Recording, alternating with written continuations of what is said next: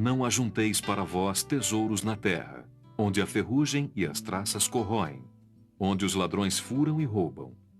Ajuntai para vós tesouros no céu, onde não os consomem nem as traças nem a ferrugem, e os ladrões não furam nem roubam.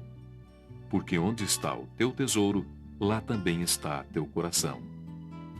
O olho é a luz do corpo. Se teu olho é são, todo o teu corpo será iluminado. Se teu olho estiver em mau estado, todo o teu corpo estará nas trevas. Se a luz que está em ti são trevas, quão espessas deverão ser as trevas? Muito boa noite, que prazer poder estar aqui com você em mais uma madrugada de bênçãos. É uma satisfação nesse nosso encontro marcado para que possamos meditar, refletir e crescer na nossa fé. Juntamente com a palavra de Deus, contando com as histórias, com os testemunhos e depoimentos que chegam até nós a partir de agora, porque você está assistindo ao Madrugada de Bênçãos, um programa da TV Século XXI preparado para você. Eu sou o Padre Heitor e hoje nosso encontro marcado é aqui para realizarmos aquilo que Deus quer que realizemos e para buscar aquilo que Deus nos indica. Como você pôde ver no VT que abriu o nosso programa, Jesus Cristo vai dando uma amplidão na nossa visão cristã. Ele vai abrindo portas e possibilidades para que nós possamos crescer na fé, crescer no amor e crescer na caridade, conosco, com o outro e com Deus.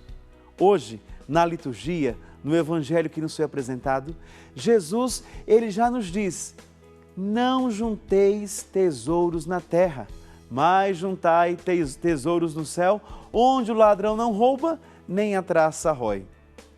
Se teu olho te leva a pecar, arranca-o. Enfim, Jesus vai nos dando dicas e possibilidades de como nos relacionarmos conosco, com o outro e com Deus. Para quê? Para que nós possamos ter de fato presente no nosso dia a dia, no nosso viver, aquilo que é essencial para a nossa vida. Gastamos muito tempo preocupados com algumas coisas que não nos acrescem a nada. Coisas que são de fato passageiras, coisas que são efêmeras, coisas que de fato não vêm trazer nada para o nosso bem viver. Pode sim trazer um prazer, pode sim trazer um conforto, pode sim trazer uma estabilidade, mas coisas que de fato elas não nos trazem a verdadeira seguridade, porque hoje elas estão, amanhã podem não estar. Então aquilo que é inseguro, aquilo que é passageiro, aquilo que é efêmero, aquilo que não faz parte da nossa essência de vida, Jesus diz: tenha cuidado. Buscai seguridade aonde existe, ou seja, buscai um comportamento que te conduza a um caminho de intimidade com Deus, que seja uma continuidade da tua vida lá aonde Deus te chama, para onde Deus te conduz. Porque gastamos muito tempo nos preocupando com grandes coisas.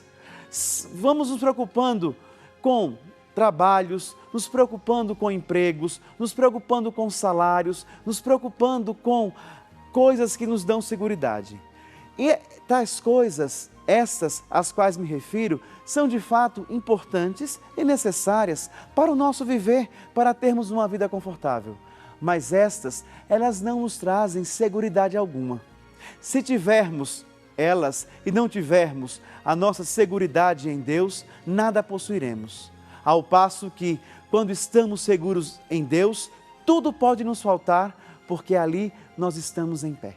Nós estamos em pé porque Deus nos sustenta. Vejamos a história de Jó. Jó tinha tudo e do nada perdeu tudo. Porém, a fé de Jó não se abalou. Ele mesmo diz: Deus dá e Deus tira. Portanto, a nossa atenção hoje, ela deve ser voltada para aquilo que Deus quer que nós aprimoremos, que é a nossa vida, que é o nosso viver, que é o nosso ser em relação. Nós não fomos feitos para vivermos como ilhas, isolados. Nós não fomos criados para vivermos retirados do meio. A nossa vida de cristãos é uma vida relacional entre eu e o outro, entre eu e Deus, entre eu e uma comunidade, entre a comunidade e Deus. Portanto, a maneira que eu me comporto diante do mundo é a mesma maneira que eu me comporto diante de mim e diante de Deus. Então, crescer na fé, aprimorar na fé, significa deixar Deus nos conduzir, deixar Deus agir. O evangelho que acabamos de escutar na abertura do nosso programa de hoje, ele está dentro do contexto do Sermão da Montanha. Aquele Sermão da Montanha que Jesus, ele vai mostrando parâmetros, mostrando caminhos e possibilidades de vivermos uma vida diferenciada daquilo que normalmente se vive. Este sermão, ele foi dito, ele foi pronunciado há mais de 2000 anos e para nós ele serve como se fosse pronunciado hoje, como se estivesse sendo dito agora. Ou seja, as palavras de Jesus, elas são atuais, elas são para o hoje da nossa história. Portanto, fazer com que essa palavra ela seja transformada em vida é a nossa obrigação de cristãos. Traduzir essa palavra em atos e ações é realizar aquilo que Deus nos pede. Portanto, não juntar tesouros onde a traça rói e o ladrão pode roubar, significa para nós hoje nos preocupar em realizar boas ações, boas obras, para que o nosso tesouro, que não são tesouros suscetíveis a roubos e a furtos, mas o tesouro espiritual que nós juntamos junto a Deus, ele seja em abundância. Porque somente assim nós vamos descobrindo a gratuidade de viver. E viver é muito simples. Se nós formos viver de acordo com aquilo que Deus nos pede, nós vamos ser livres, nós vamos ser leves, nós vamos viver com liberdade. O que complica na nossa vida é que nós nos colocamos cercados de um tanto de exigências que são frutos de uma sociedade que nos impõe um estilo de vida que nos retira do projeto de Deus. Por isso, hoje, no nosso programa, nós trazemos como tema uma frase que Jesus pronuncia dentro deste conjunto do Sermão da Montanha, que ele nos diz: não julgueis para não ser julgados. Quem de nós católicos nunca pronunciou isso? Quem de nós católicos nunca utilizamos essa frase nos nossos diálogos, nas nossas rodas de conversa, diante de um confronto que tivemos? Somos mestres em pronunciar a palavra de Jesus. E essa palavra, ela nos protege de tal maneira que nos retira de grandes responsabilidades. Quando dizemos, não julgueis para não ser julgados, nós estabelecemos uma barreira. Ou seja, ninguém pode dizer nada para comigo, você não pode emitir um pensamento para comigo. Mas Jesus, ele não quis dizer isso quando fala esta frase. Quando Jesus, ele diz para nós, não julgueis para não ser julgados, Jesus não quer dizer que nós não podemos emitir um julgamento, uma sentença para com o outro. Ao contrário, é nosso dever e nossa obrigação de cristãos emitirmos sim uma informação se o nosso irmão está numa conduta contrária. São Tiago, no capítulo 5 da sua carta, ele diz que quando um irmão corrige o outro, ele livra aquele da morte. Então, nós devemos sim realizar as correções fraternas. Se o nosso irmão está num caminho que não é bom, se o nosso irmão está num caminho que não é aquele caminho do Evangelho, é nosso dever e nosso direito ir até ele e dizer, meu irmão, este caminho não é o correto. Ou então dizer, esta sua ação não é correta, ela não está certa.